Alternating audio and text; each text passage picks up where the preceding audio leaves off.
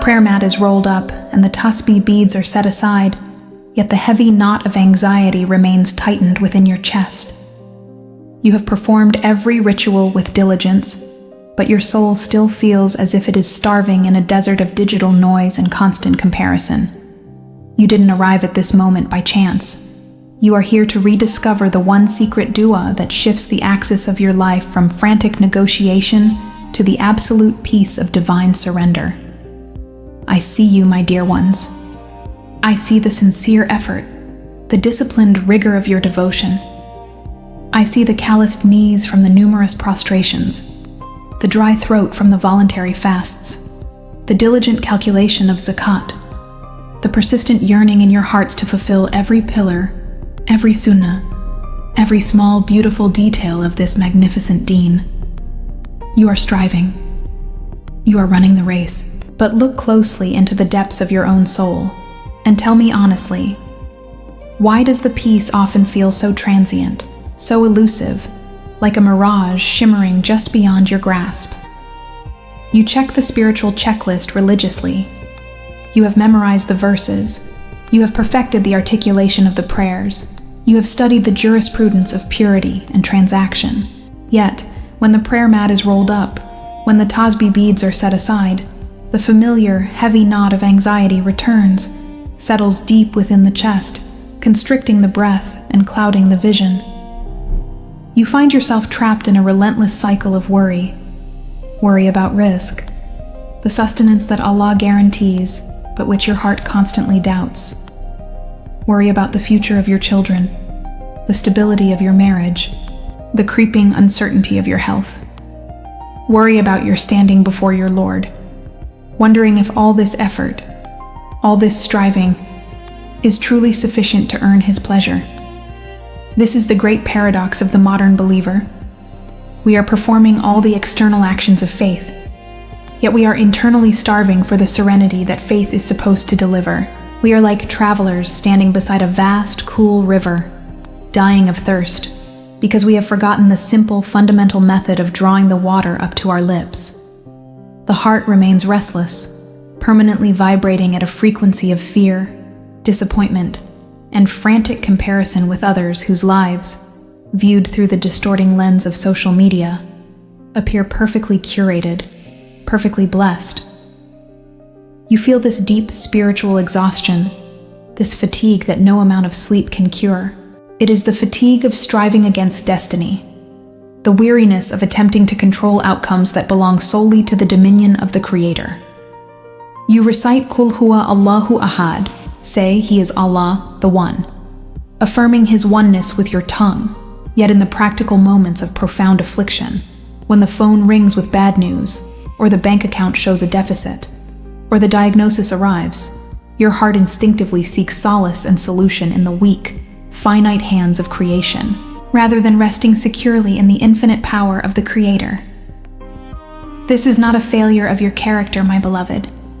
This is not a sign of weak faith, though the whispering Satan, the waswas, tries desperately to convince you that it is. No. This persistent turmoil, this inability to translate ritual into lasting, visceral peace, stems from a subtle, yet profound omission in our devotional life. It is the failure to engage with the single most potent, yet most neglected tool gifted to the believer for instantaneous peace and guaranteed success. A dua so powerful, so encompassing, that it shifts the very axis of your relationship with Allah from one of anxious negotiation to one of absolute, unconditional surrender and trust. We have mastered the dua of asking. We beg for provision. We plead for health. We enumerate our needs with meticulous detail.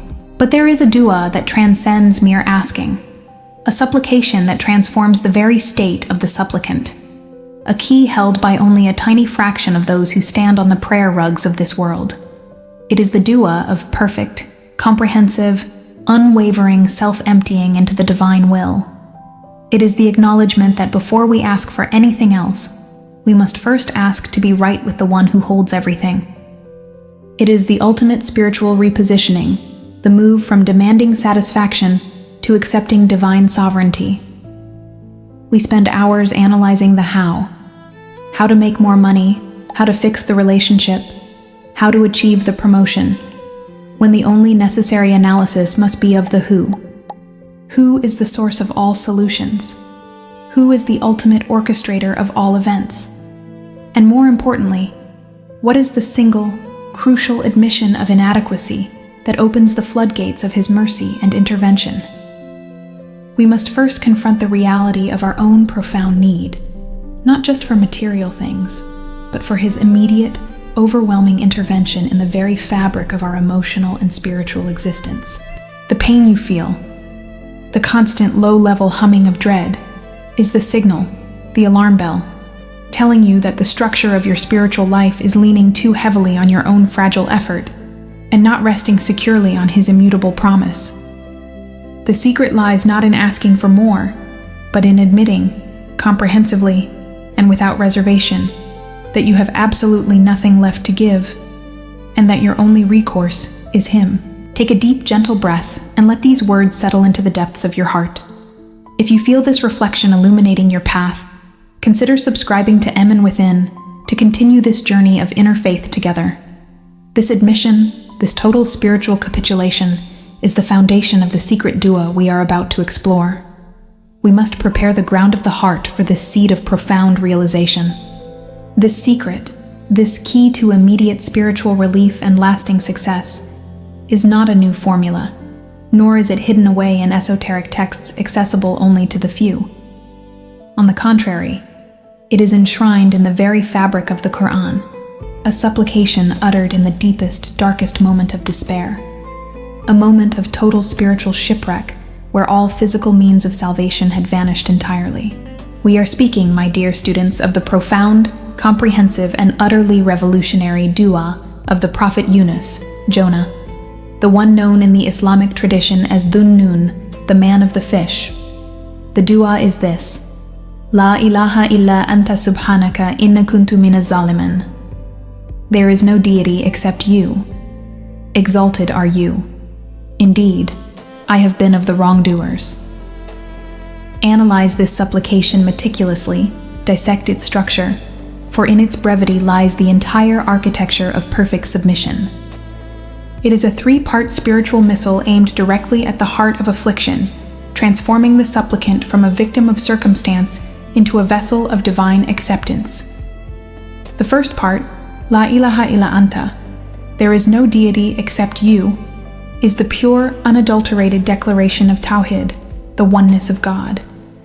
This is not merely a verbal affirmation. It is the absolute demolition of every idol the heart has secretly erected. Before asking for the removal of the burden, the believer must first establish the ultimate reality, that only Allah exists as the true source of power, help, and governance. When you are in crisis, when the walls are closing in, when the debt collectors call, when the body fails, the natural human inclination is to seek deities of convenience, the deity of the bank balance, the deity of the powerful connection, the deity of the expert doctor, the deity of one's own clever planning. This first phrase annihilates all those false supports. It is a profound, visceral declaration that nothing in this universe, no person, no system, no force, no material object, has the capacity to help or harm independently of him. By uttering this, the believer shifts their entire spiritual weight onto the unshakable foundation of the Creator. It is the ultimate spiritual repositioning, declaring, My Lord, I have looked everywhere else, and everything else has failed me, because everything else is finite and dependent. You alone are the independent and the absolute. The second part, Subhanaka, exalted are you, is the declaration of Allah's absolute perfection and freedom from flaw. In the midst of suffering, the human heart often harbors subtle, corrosive doubts, whispers that ask, Why is this happening to me? Is Allah unjust? Did I deserve this? This phrase preemptively purifies the heart from the temptation of subtly blaming the divine. It affirms that Allah is Subhan, perfectly free from deficiency, perfectly free from error, perfectly free from injustice. It is the servant's acknowledgement that if suffering exists, it is not due to any shortcoming in the divine plan, but rather, the plan is perfect, and any perceived misalignment must stem from the servant's own flawed perspective or action. It is the recognition that the trial itself is inherently pure and wise, even if the wisdom is veiled from our limited sight. And here we arrive at the third and most potent component, the part that only the 1% truly master. Inna kuntu minaz zalimin. Indeed, I have been of the wrongdoers. This is the sublime admission, the radical self-emptying that unlocks the gates of instantaneous relief. Note carefully, my children, the genius of this admission. Prophet Yunus did not say, "Oh Allah, the fish is too dark," or "Oh Allah, remove this whale," or "Oh Allah, forgive my mistake in leaving the people early." No. He took absolute, comprehensive responsibility for his condition, framing his suffering not as an external punishment inflicted by a cruel fate, but as the inevitable consequence of his own spiritual imbalance. I have wronged myself. This is the key distinction between a transactional dua and a transformative dua. When we ask transactionally, "Give me X, fix Y," we are treating Allah as a cosmic vending machine. When we use the Dua of Yunus, we are performing an internal surgery. We are saying, "My Lord, the affliction I feel is merely a symptom. The true disease is the state of my heart, the distance I have allowed to creep between us, the wrong I have committed against my own soul by failing to rest entirely in your decree. I am the zalim, the wrongdoer, of my own existence." This admission of radical helplessness and self-culpability is paradoxically the moment of ultimate strength. When you completely empty your hands of your own fragile efforts, when you cease striving to control the uncontrollable, and you confess that your spiritual structure is broken, you create the perfect vacuum for divine mercy to rush in. This is why the Prophet Muhammad, peace and blessings be upon him, taught us that this dua is the supplication that, when used by any Muslim for any need, will always be answered. Why? Because it is the dua of perfect submission, the dua that aligns the intention of the heart, tawhid, with the reality of the self, inadequacy. To truly grasp the power of this single sacred articulation, we must dive deep into the specific trial faced by Prophet Yunus, peace be upon him, a trial that perfectly illustrates the shift from material despair to spiritual triumph. The story, narrated in the Quran, speaks of Yunus being swallowed by the great fish after he left his people prematurely, frustrated by their persistent denial of his message. Imagine, if you will, the setting of his trial. It was not a comfortable waiting period. It was a triple darkness, a confinement of absolute terror. There was the darkness of the night, encompassing the entire world. Beneath that, the impenetrable darkness of the deep ocean, where no light penetrates. And within that second darkness, the third, crushing darkness of the fish's belly, a warm, acidic, suffocating prison. Every physical sense would scream of imminent final death.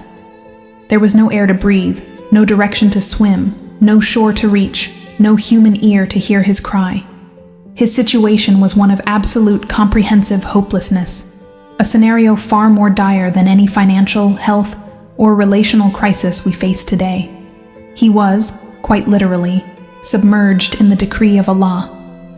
In that moment, when the physical reality screamed, "You are finished," Yunus did not panic and demand rescue. He heard instead the call of the pebbles and the fish around him, glorifying Allah. And he realized, in that profound moment of existential clarity, that his problem was not the whale. His problem was the state of his relationship with the whale's creator. He understood that the 3 layers of darkness were merely reflections of the spiritual darkness he had allowed to settle upon his own soul. And so, he did not ask for the fish to open its mouth. He did not ask for the storm to cease. He performed the ultimate act of tawheed and self-reckoning. La ilaha illa anta subhanaka inna kuntu minaz zalimin. What was the immediate result of this sublime admission? The Quran tells us clearly in Surah Al-Anbiya, the Prophets, verses 87 and 88. And mention Dhun Nun, when he went off in anger, and thought that we would not decree anything upon him. And he called out within the darknesses, "There is no deity except you. Exalted are you. Indeed, I have been of the wrongdoers." So we responded to him and saved him from the distress. And thus do we save the believers. Note the crucial phrase, "and thus do we save the believers." This is not just a historical anecdote about a prophet. It is a universal, immutable promise, a divine guarantee. Allah is telling every single one of us. The formula used by Yunus is the formula that guarantees the salvation of all believers facing any distress. It is the blueprint for immediate intervention. The tafsir, detailed exegesis of this passage, reveals that the moment Yunus made this perfect surrender, the divine will shifted. The physical circumstances were forced to rearrange themselves to accommodate the rectified state of the servant's heart. He was saved from the distress, al-gham, which means not just the physical peril of the whale, but the emotional and spiritual anguish that preceded it. His peace was restored before his body was even delivered. When you practice this dua, you are engaging in the highest form of tawakkul, reliance. You are signaling to the Creator that you have exhausted your own resources and are now resting entirely in His capacity. You have acknowledged His absolute perfection and your own profound imperfection. You have stopped fighting the current of destiny and have instead chosen to float entirely upon the ocean of His mercy. This cessation of internal resistance, the moment you fully admit, "Inna kuntu mina zalimin," is the precise moment the fear, the anxiety, and the relentless striving against fate dissolve, replaced by the deep, resonant calm of unconditional submission. This is the secret peace achieved by the 0.1%. They do not ask for solutions, they ask for alignment. And when alignment is achieved, the solutions follow as an inevitable consequence of divine mercy. This, my beloved listeners, is where the ancient wisdom of the prophets intersects directly with the chaotic immediacy of your modern lives. This is not a theoretical exercise to be admired from a distance. It is a spiritual mechanism designed for immediate practical implementation. If we truly believe that this dua is the guaranteed blueprint for salvation, and thus do we save the believers, then our responsibility is to integrate it into the very fabric of our existence, transforming it from an emergency prayer into a foundational posture of the soul. How then do we move from understanding this secret to practicing it like the 0.1%? It begins not just with the tongue, but with the heart's absolute, unreserved commitment to the meaning behind every single syllable. The practice of the 0.1% is not merely recitation, it is realization. It is the conscious decision to internalize the truth that Allah is perfect, and we are flawed.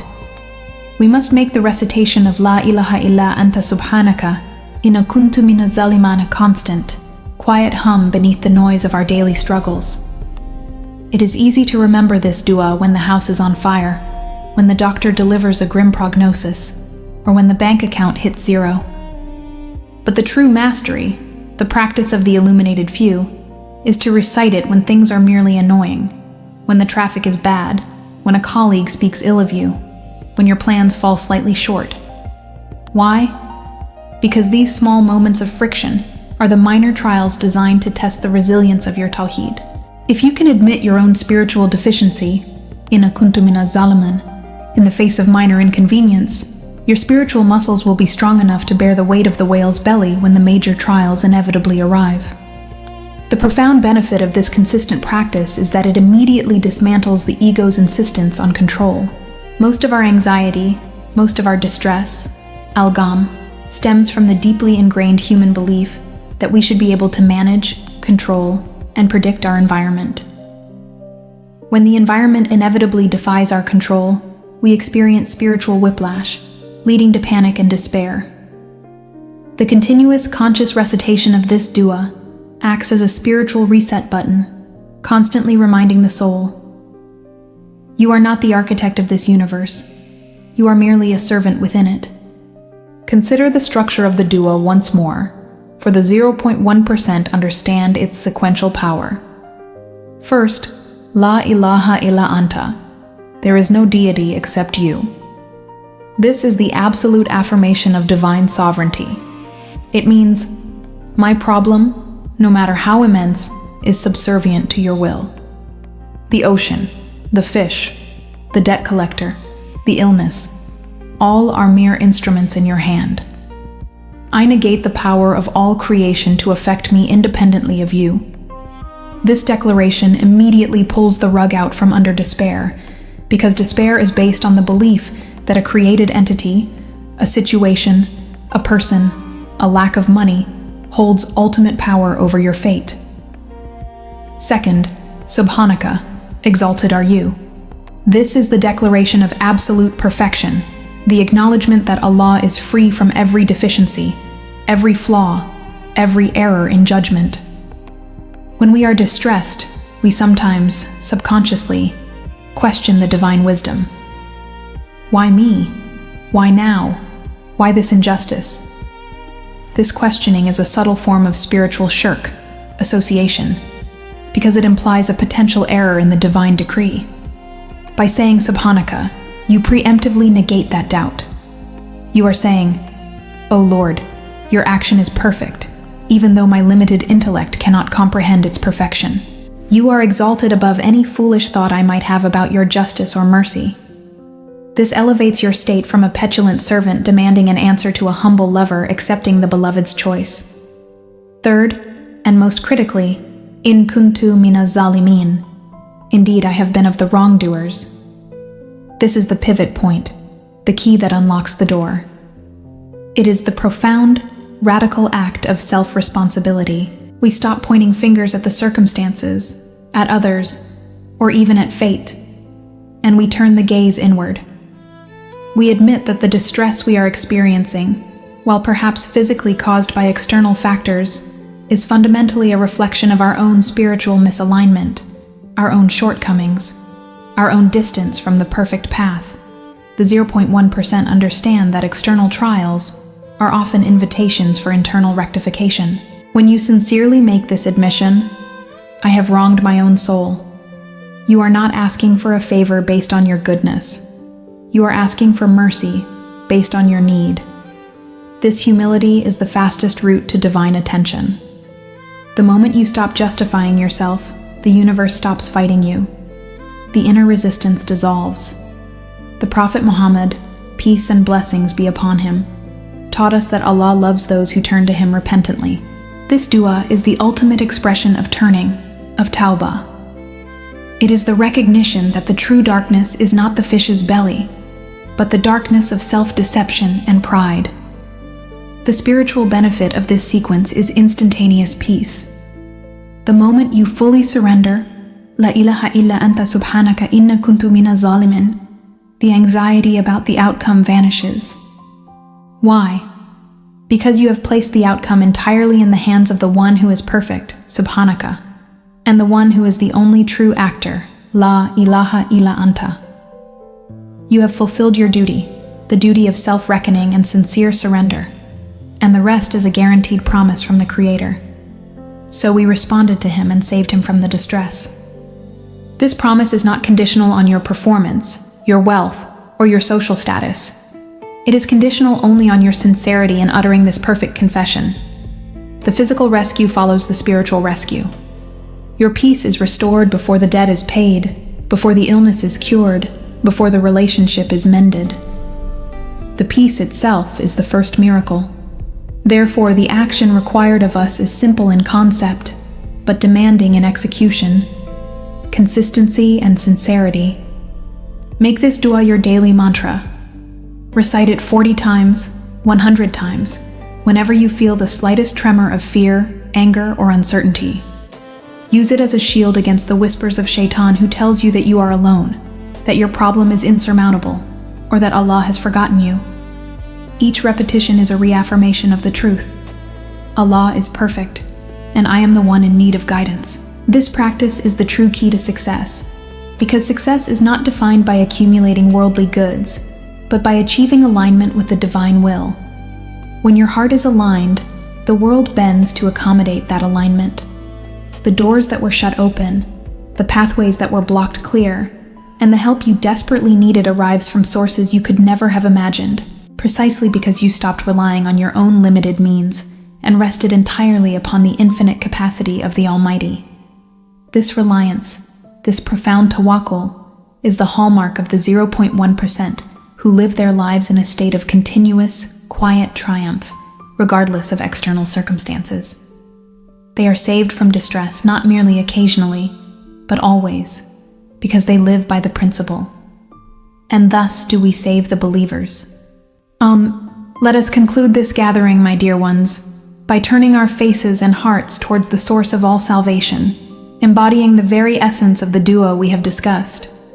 Let us lift our hands in supplication, acknowledging our dependence and confessing our flaws, seeking that immediate peace that only true alignment can bring. Ya Rab, O Lord of the worlds, we stand before you today, admitting our weaknesses and confessing our shortcomings. We acknowledge that the trials we face are often reflections of the distance we have placed between ourselves and your boundless light. We have wronged our own souls, in kuntu mina zaliman. We have been heedless when we should have been mindful. We have been proud when we should have been humble.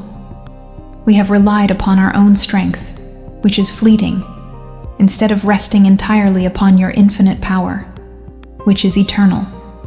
O Allah, there is no deity except you. La ilaha illa anta. We exalt you above all imperfections and flaws, Subhanaka. You are the just, the merciful, the provider, the sustainer, the one who decrees all things with perfect wisdom. We confess that we have been among the wrongdoers, innan kuntu minaz zalimin. Forgive us the moments we doubted your plan, the instances we questioned your timing, and the times we allowed despair to cloud our faith. O Allah, by the sanctity of this perfect confession, and by the promise you made to your servant Yunus, we beg you, respond to us and save us from the distress, al-gham, that weighs upon our hearts. Remove the darkness of anxiety, the shadow of fear, and the burden of hopelessness. Just as you commanded the ocean and the fish to deliver your prophet from the triple darkness, we ask you to command our circumstances to deliver us from the darkness of debt, the darkness of illness, the darkness of loneliness, and the darkness of spiritual confusion. Ya Rahman, Ya Rahim, grant us the strength to practice this dua, not just in crisis, but in prosperity, making it the very breath of our souls. Make us among those 0.1% who understand that the key to success is not demanding an outcome, but achieving perfect alignment with your divine will. Grant us peace in this world, a peace that transcends physical circumstance, and grant us the ultimate peace in the hereafter, where we shall meet you, free from fear and sorrow. Accept our repentance, illuminate our hearts, and guide us always upon the straight path. Ameen. May the peace of Allah be your constant companion as you walk through your day.